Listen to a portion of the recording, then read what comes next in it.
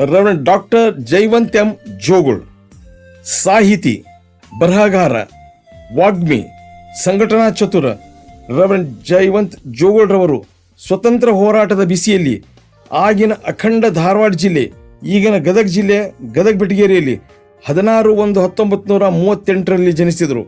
ತಮ್ಮ ಪ್ರಾಥಮಿಕ ಮತ್ತು ಪ್ರೌಢ ಶಿಕ್ಷಣವನ್ನು ಗದಗ ಬೆಟಗೇರಿಯಲ್ಲಿ ಪೂರೈಸಿದ ಇವರು ಕರ್ತನ ಕರೆಗೆ ಓಗೊಟ್ಟು 1957ರಿಂದ 1961ರವರೆಗೆ ದೈವಜ್ಞಾನ ಶಾಸ್ತ್ರದ ತರಬೇತಿಗಾಗಿ ಮಂಗಳೂರಿನ ಕರ್ನಾಟಕ ಥಿಯೋಲಾಜಿಕಲ್ ಕಾಲೇಜಿನಲ್ಲಿ LTH ಪದವಿಯನ್ನು ಪೂರೈಸಿ 1962ರಿಂದ 64ರವರೆಗೆ ಬೆಂಗಳೂರಿನ ಯುನೈಟೆಡ್ ಥಿಯೋಲಾಜಿಕಲ್ ಕಾಲೇಜಿನಲ್ಲಿ BD ಪದವಿಯನ್ನು ಪಡೆದರು. ಸಭಾ ಸೇವೆ: ಹುಬ್ಬಳ್ಳಿಯ ಮಾಯರ್ ಮೆಮೋರಿಯಲ್ ದೇವಾಲಯ, ಉಣಕಲ್ಲಿನ ಮುಲ್ಲರ್ ದೇವಾಲಯ, ಧಾರವಾಡದ ಹೆಬಿಕ್ ಸ್ಮಾರಕ ದೇವಾಲಯ ಮುಂತಾದ ಸಭೆಗಳಲ್ಲಿ ಸಭಾಪಾಲಕರಾಗಿ ಅತ್ಯುತ್ತಮ ಸೇವೆಯನ್ನು ಸಲ್ಲಿಸುವುದರೊಂದಿಗೆ ಸಭೆಯ ಜನರ ಪ್ರೀತಿಗೆ ಪಾತ್ರರಾಗಿದ್ದರು.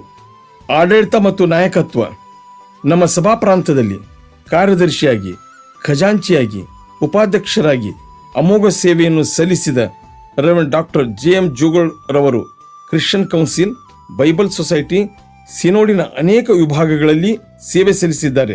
Medical board, AFNP board, education council ಮತ್ತು ಅನೇಕ ಮುಂತಾದ ಸಂಸ್ಥೆಗಳಲ್ಲಿ ತಮ್ಮ ಸೇವೆಯ ಛಾಪನ್ನು ಒತ್ತಿದ್ದಾರೆ. ಸಾಹಿತ್ಯ ಸೇವೆ: ಇವರು ಸಭಾ ಸೇವೆಯೊಟ್ಟಿಗೆ ಕ್ರೈಸ್ತ ಸಾಹಿತ್ಯ ಸೇವೆಯಲ್ಲಿ ಅಗ್ರ ಪಂಕ್ತಿಯಲ್ಲಿ ಇದ್ದವರು. ನಾಟಕ, ಧ್ಯಾನಗಳು, ಸಣ್ಣ ಕತೆ, ಅಣುಕು ಲೇಖನಗಳು ಹೀಗೆ ಸುಮಾರು 24 ಲೇಖನಗಳನ್ನು ಹೊರತಂದಿದ್ದಾರೆ ಹಾಗೂ ಇಂಗ್ಲಿಶಿನ ಅನೇಕ ಪುಸ್ತಕಗಳನ್ನು ಕನ್ನಡಕ್ಕೆ ಭಾಷಾಂತರಿಸಿದ್ದಾರೆ. 200 ವರ್ಷಗಳ ಇತಿಹಾಸವನ್ನು ಹೊಂದಿದ ನಮ್ಮ ಬಾಸೆಲ್ ಮಿಷನ್ ಸಭಾ ಚರಿತ್ರೆಯನ್ನು, ಕರ್ನಾಟಕದಲ್ಲಿ ಬಾಸೆಲ್ ಮಿಷನ್ ಎಂಬ ಪುಸ್ತಕವನ್ನು ಇಂದಿನ ಪೀಳಿಗೆಗೆ ಕೊಡುಗೆಯಾಗಿ ನೀಡಿದ್ದಾರೆ.